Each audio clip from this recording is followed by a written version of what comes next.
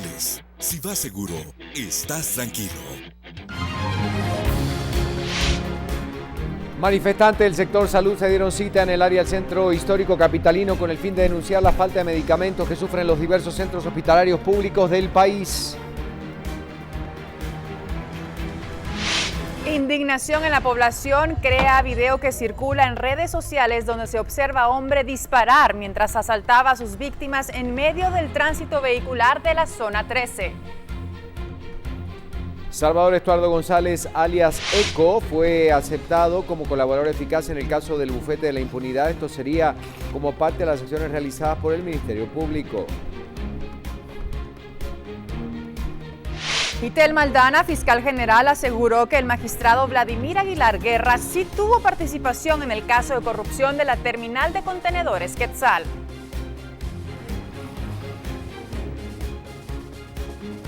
Y además, en otros temas importantes, queremos comentarles que las noticias nos indican que tras una maratónica sesión que se extendió durante más de 20 horas, el Senado resuelve que la presidenta Rousseff sea sometido a juicio político.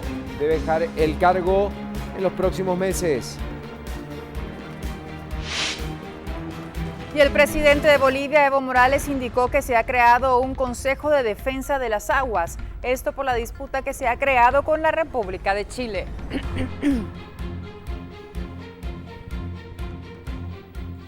Parte de la información que compartimos a esta hora con ustedes que nos están sintonizando muy tempranito. Así es, mucho congestionamiento ya en la calzada Roosevelt, como podemos observar en estas imágenes. Por favor, mucha paciencia, son apenas las 7 de la mañana y esta situación se espera que continúe en las próximas horas. Ahí está el tránsito bastante cargadito, como estamos viendo. Esto es lo que nos está mostrando la información a esta hora del día. Y nosotros, después de darles este recorrido, vamos a hacer un poco de historia, como siempre. A ver, ¿qué sucedía un día como hoy? Hechos importantes que sucedían un 12 de mayo, se lo presentamos nosotros en este momento utilizando este reloj virtual que nos permite conocer esta información. Nos vamos hacia 1940, 12 de mayo, cuando la Alemania nazi comienza la invasión de Francia. Año 1996, Carlos Carsolio y su hermano Alfredo hacen cumbre en el monte Manaslu. Para Carlos sería su anhelado 14º y último 8000, convirtiéndose así en la cuarta persona en la historia y el más joven en realizar la hazaña con tan solo 33 años. Año 2002, en Cuba, el expresidente de Estados Unidos, Jimmy Carter, visita durante 5 días a Fidel Castro, siendo el primer presidente estadounidense dentro o fuera de su mandato que visita la isla desde la Revolución Cubana en 1959. Año 2015, en Kudari, Nepal, sucede un terremoto de 7.3 grados en la escala de Richter, provocando daños y matando a 218 personas, noticia que le presentábamos el año pasado nosotros aquí. El día de hoy se celebra el Día Internacional de la Enfermería. Vamos a colocar en pantalla también esta portada de Prensa Libre que nos lleva hacia 1995 y sus titulares: sancionarán a finqueros por no pagar el salario mínimo. En las noticias internacionales, narcotraficante capturado en Guatemala, condenado a 15 años en México. Secta japonesa admite haber fabricado el gas letal sarín, entre otras noticias tanto nacionales como internacionales y del deporte que encontrábamos en Prensa Libre en 1995. 7 de la mañana con 3 minutos. Continuamos. Y ahora sí vamos a revisar lo que trae Prensa Libre, viendo su portada y algunos otros temas. Repasémoslo. Diputados desafían al presidente en lo que plantea la reforma electoral, uno de los temas centrales, y el bloqueo de carreteras, con lo que pasó en cada uno de estos puntos y qué definiciones surgirían a partir de esta demanda realizada por los sectores campesinos del país. Esto es lo que trae la información en este día. Mientras tanto, tenemos otros temas para analizar. Anuncian cierre de emergencias, así lo dice este título. Sí, el sector salud cada vez con mayores problemas. Según esta noticia, médicos aducen falta de presupuesto. Más noticias a esta hora de la mañana, y es que efectivamente sí, los distintos sectores, sobre todo los campesinos, ¿verdad?, que participaron ayer de estos bloqueos, logran generar reuniones. CC ordena despejar rutas. Legislativo y Ejecutivo dan respuestas específicas a los inconformes y bueno, la agenda ya está abierta para que continúe entonces con el esclarecimiento de algunos de los puntos y las respuestas tan esperadas por el sector. Una noticia más que ponemos en pantalla y que juntos la repasamos. Usted a lo mejor la está leyendo junto con nosotros, pues tiene Prensa Libre en casa. Y vemos que dice sí acerca del Ministerio de Comunicación que prepara un plan para dragar los ríos. Eso es lo que está sucediendo entonces con esta noticia. Así es, la CIP prepara un plan para que se realice el dragado en distintos ríos del país.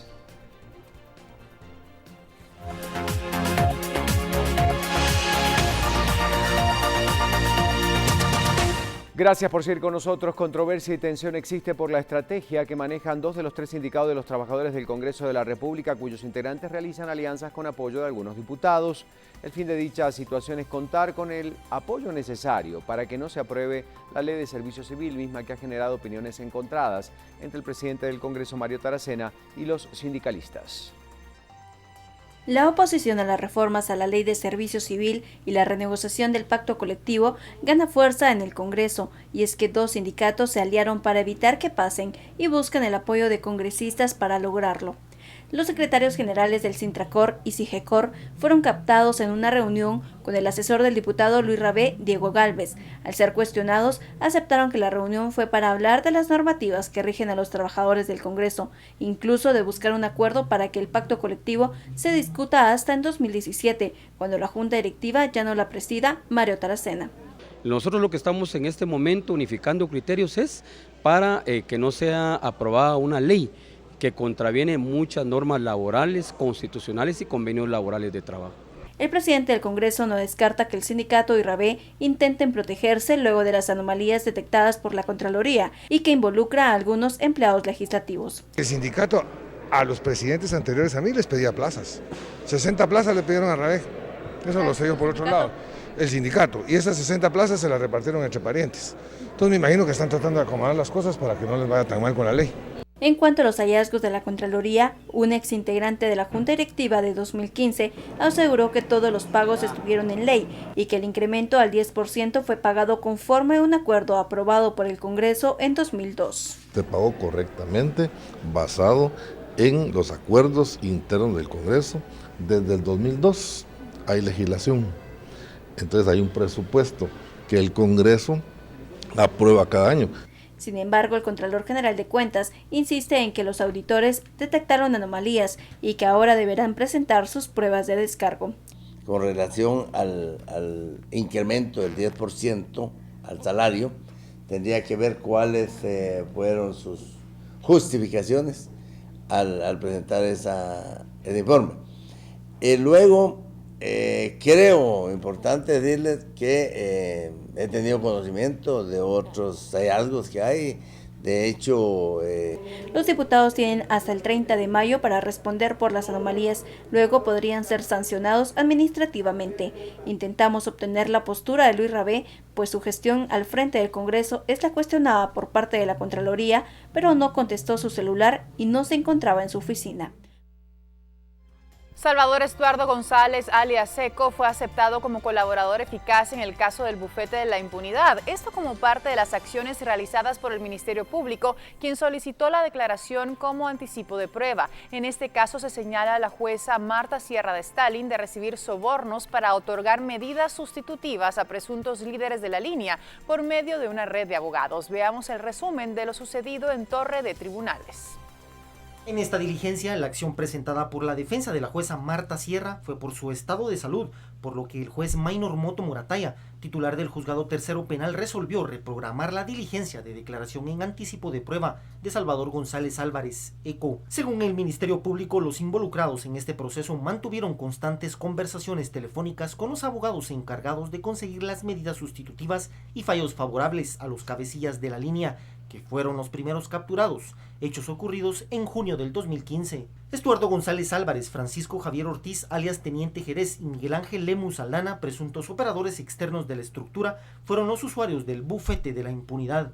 En esta diligencia de declaración se espera que ECO destape y declare la forma en que se fraguaron las negociaciones en las que vinculan a la jueza Marta Sierra y a su hijo.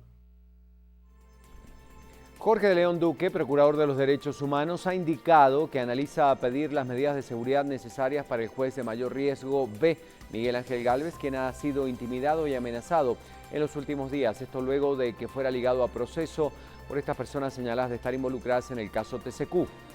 Algunas de las declaraciones del magistrado de conciencia son las siguientes. Primera de base para la solicitud de medidas cautelares ante el sistema interamericano.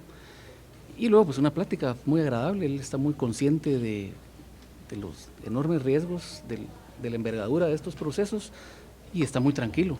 El rechazar, por supuesto, este tipo de actitudes que nos recuerdan los hechos del pasado en los que se amenazaba, se utilizaba este tipo de argucias para amedrentar a la gente.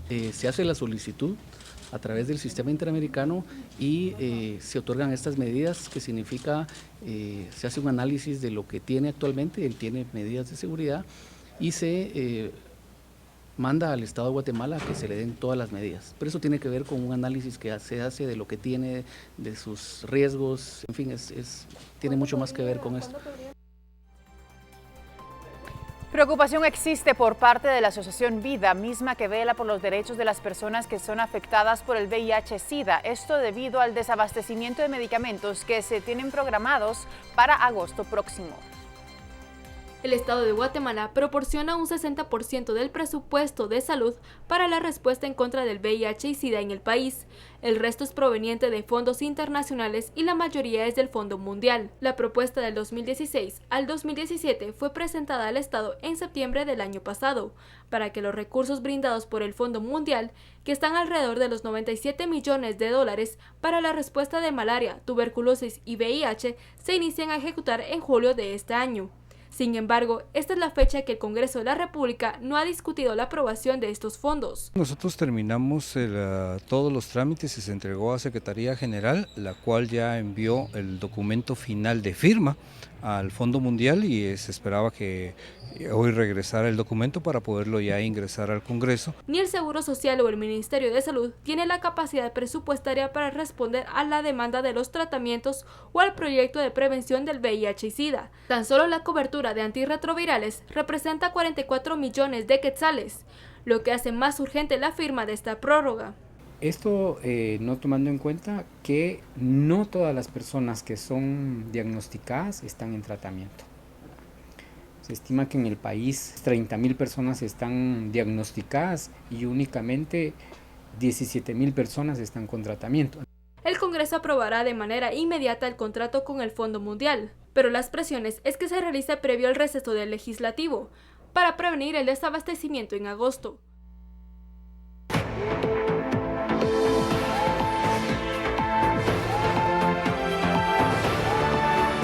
Seguimos hablando de las noticias departamentales, lo que sucede en el interior de nuestro país, y nos trasladamos hacia el Quetzaltenango con la portada del Quetzalteco. Ciudad se inunda de basura, malestar en la población, deben 5 millones de quetzales, bloqueos por 9 horas, vemos entre otras noticias, cosas que suceden en Guatemala y el mundo, lo podemos encontrar en el Quetzalteco.